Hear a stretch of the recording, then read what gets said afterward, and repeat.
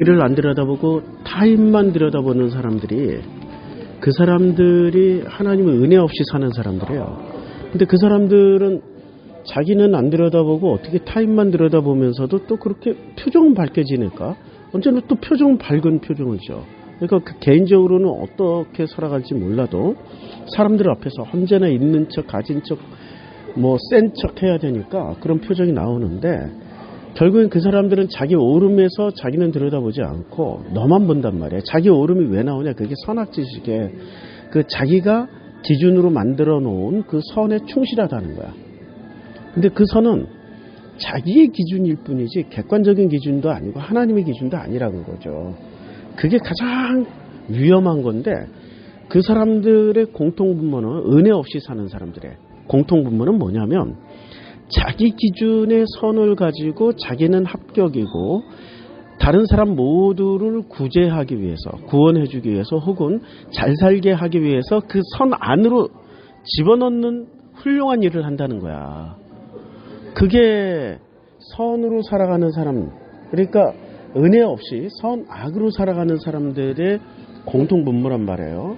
이런 공통분모를 놓고 보면 예수와 바울을 비교해 보자고. 예수는 언제나 자기 자신을 들여다봤어. 마지막에 내 뜻대로 마옵시고 아버지 뜻대로 하시옵소서가 결정적으로 자기 뜻대로 안 살고 아버지 은혜로 살겠다라는 얘기란 말이에요.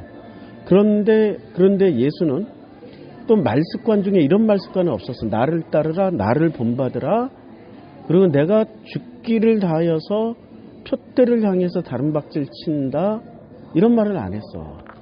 그러니까 예수는 그 과정을 즐겼다고. 목표 중심이 아니었어. 예수의 목표는 학자들에 따라서 굉장히 달라요. 근데 학자들은 대개 예수를 잘 몰라. 그러니까 예수를 어떻게 얘기하냐면, 예수의 목표는 십자가다. 죽어야만이 부활할 수 있다.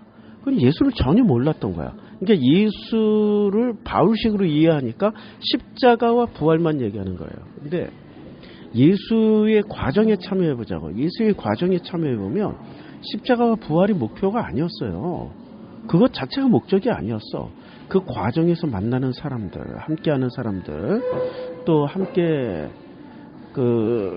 참여하면서 밥을 먹으면서, 그리고 몇 날 며칠을 또 걸어 다니면서 배고라 가면서 오병이어의 기적을 함께 체험했던 이 사람들과 함께 하셨던 예수의 모습을 보면, 예수는 어떤 목적장을 가지고 인도한 게 아니야.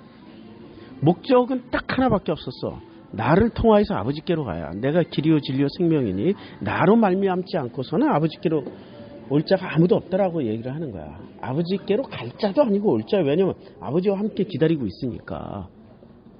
그러니까 그게 예수의 모습이었단 말이에요.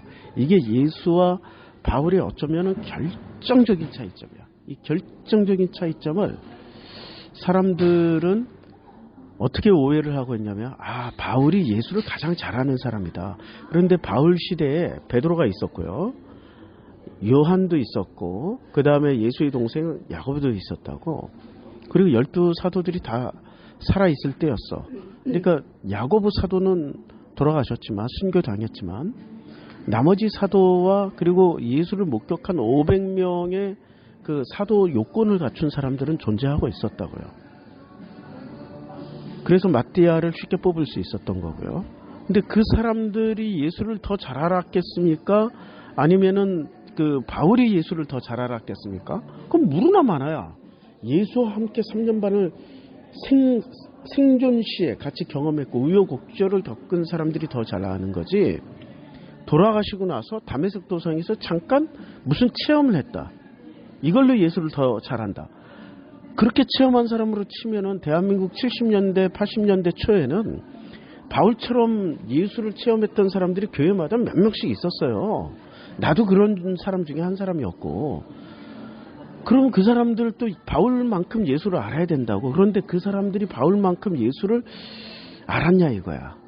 아니야.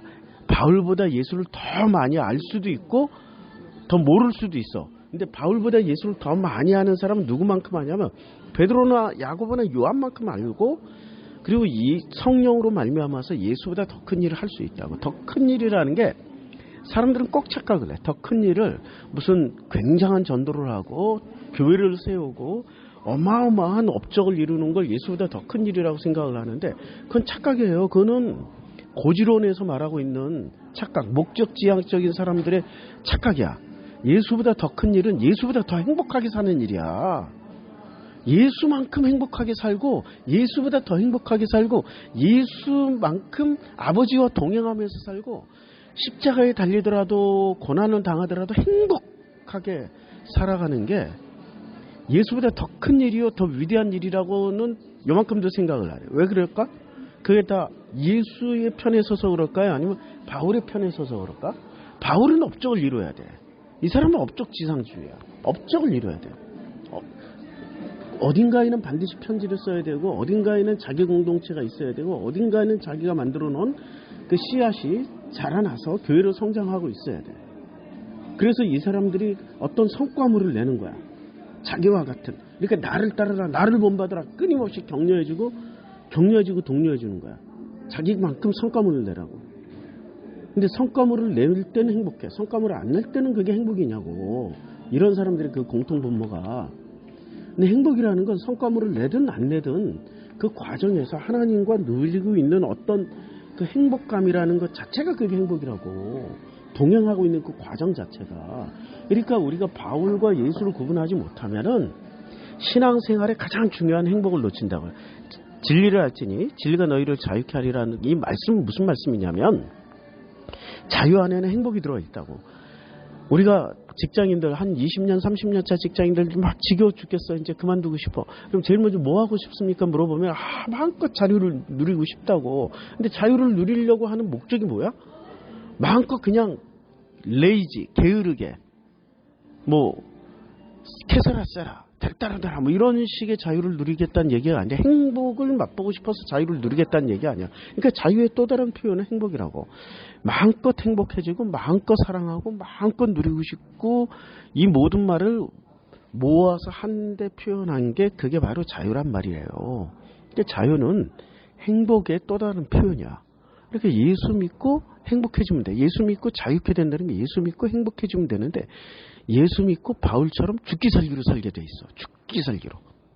가서 교회 가서도 죽기 살기로 봉사해야 되고 죽기 살기로 해야지 직성이 풀려. 그거는 예수를 따라가는 게 아니라 바울을 따라가는 거라고. 한번 잘 생각해 보시라고요.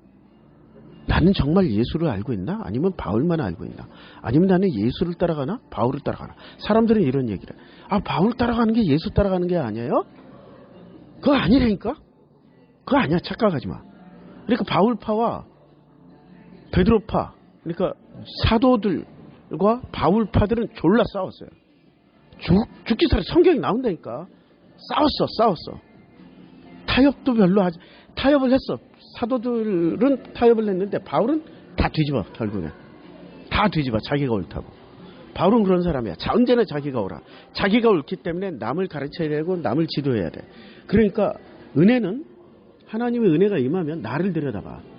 그래서 자기 부족함을 늘 발견하면서 내 뜻대로 마옵시고 아버지 뜻대로 하시옵소서라는 결론으로 가는데 은혜가 없이 선악으로 사는 사람들은 자기를 들여다보지 않고 너만 봐. 너는 나를 따라. 너는 나처럼 돼야 돼. 너는 나의 목표 분량에 이르러야 돼. 내 분량만큼 성장해야 돼. 끊임없이 그런 얘기를. 왜? 선악은 자기만의 선을 가지고 있기 때문에 나는 선이야. 나는 옳아. 그러니까 나를 자기 기준으로 해서 나보다 못한 놈들을 다 나 따라와야 돼. 그게 그렇게 살았던 대표적인 분 중에 한 분이 가인이셨어요. 그래서 자기가 선 거놓고 자기 선 안에 자기 선 기준에 못 미치는 아벨은 때려 죽인 거야. 돌로 때려 죽인 거 아니라고 그랬죠. 말로 때려 죽이거나 율법으로 때려 죽이거나 왕따 시켜서 때려 죽이거나 때려 죽이는 방법 맞아. 수없이 많아. 칼로도 총으로도 말고 약물로도 말고 얼마든지 인격 살인할 수 있다고. 때려 죽이는 방식이 굉장히 많다고. 그렇게 때려 죽였어. 그렇게 때려 죽였던 가인의 끝판왕이 제가 공부한 바로는 제가 연구한 바로는 바울이십니다. 그래서 그 바울을 통하여서 무슨 말씀을 하고 싶으냐. 성경에 그렇게 바울이 많이 등장하는 이유는 바로 성경을 읽고 있는 당신이 바울이라고. 내가 바울이라고. 아, 내가 바울이구나. 내가 가인족의 끝판왕이었구나. 그거 알면은 누구한테 가게 돼 있어? 예수를 통해서 아버지께로 건너가게 돼 있다. 그래서 바울이 가장 많이 쓰여졌어요. 여기까지 하고